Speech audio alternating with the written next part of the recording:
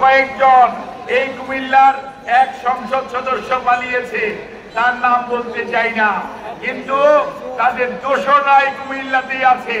মনে রাখতে হবে, আপনাদের আশেপাশে আছে, তাদের কাছে লুণ্ঠনকৃত অর্থ আছে, তাদের কাছে আইনি বেআইনি অস্ত্র আছে, আপনাদের কাছে দুইটি খালি হাত আছে। কাজেই জনগণকে ঐক্যবদ্ধ করতে হবে। সাধারণ মানুষগুলোর কাছে ৩১ দফা কর্মসূচি, যেটি আজকে শুধু বিএনপির কর্মসূচি নয়, তারেক রহমানের কর্মসূচি নয়, সারা বাংলাদেশের গণতন্ত্র মানুষের কর্মসূচি হচ্ছে ৩১ দফা কর্মসূচি, যেটি আমাদের নেতা ২০২৩-এর জুলাই মাসে ঘোষণা করেছিলেন।